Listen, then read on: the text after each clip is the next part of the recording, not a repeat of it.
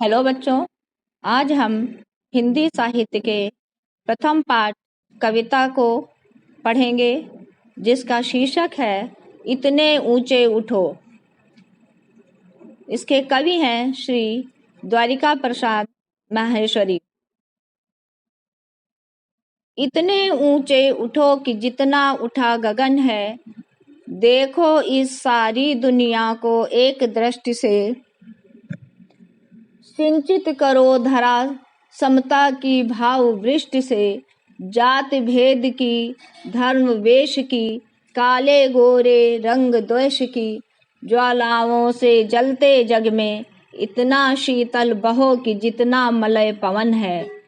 नए हाथ से वर्तमान का रूप संवारो, नए तूलिका से चित्रों के रंग उभारो, नई राग को नूतन स्वर दो, भाषा को नूतन अक्षर दो, युग की नई मूर्ति रचना में इतने मौलिक बनो कि जितना स्वयं सजन है।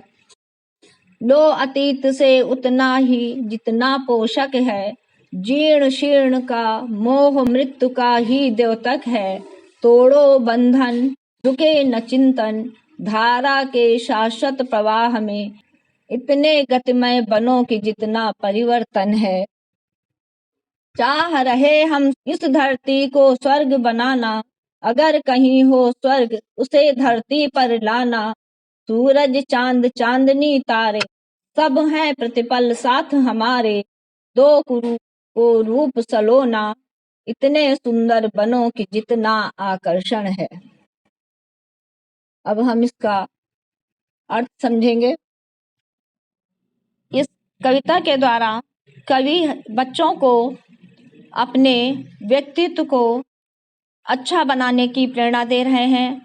आज के समय में हमारे नैतिक मूल्यों का ह्रास हो रहा है, जिनको पुनः जागृत करने के लिए उत्साहित कर रहे हैं।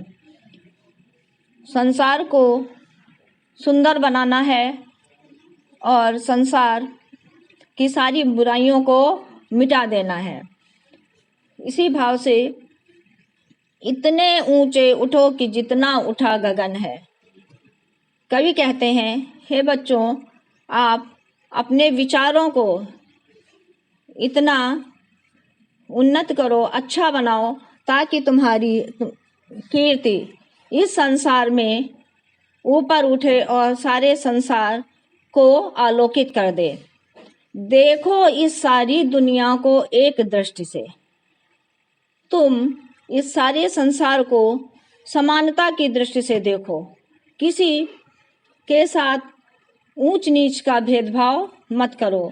सिंचित करो धरा समता की भाव वृष्टि से, इस धरती पर समानता की भाव सारे मनुष्यों में फैला दो। सबको एक जैसा देखो, सबके दुखों को हरो और सभी में समानता के भाव भर दो। समानता की वर्षा करो, अर्थात समानता की भावना भर दो। जाति भेद की रंग द्वेष की, जाति रंग धर्म वेशभूषा आदि का भेदभाव सब कुछ दूर कर दो। काले गोरे रंग द्वेष की, रंगों का भेदभाव भी, आपस में जो ईर्ष्या जलन की भावना है लोगों में, उसको भी मिटा दो। ज्वालाओं से जलते जग में, ये संसार अनेक समस्याओं से जूझ रहा है, अनेक बुराइयों से ग्रसित है। अतः अपने अच्छे कार्यों से इन बुराइयों को, इन समस्याओं को दूर कर दो।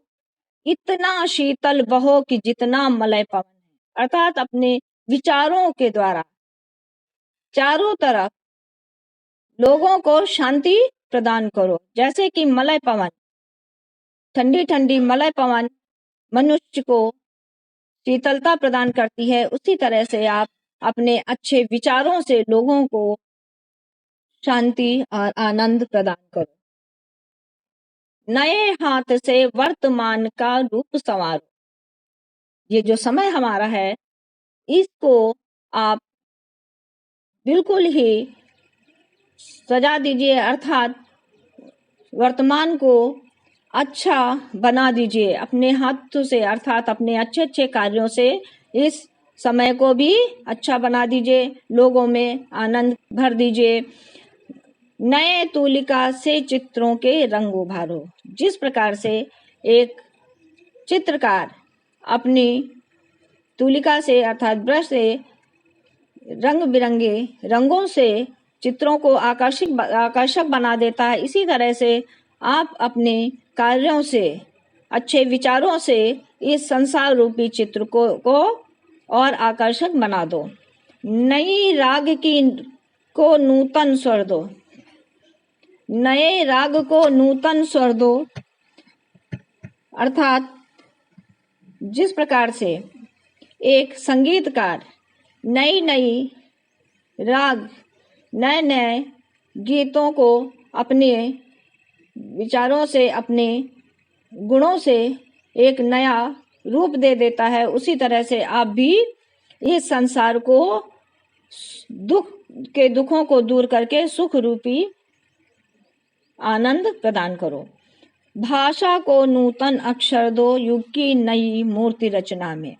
इस वर्तमान युग को आप एक सुंदर रूप प्रदान कर दीजिए। इतना मौलिक बनो कि जितना स्वयं सृजन है। तुम ईश्वर की रचना के समान तुम भी बिल्कुल सरल स्वभाव वाले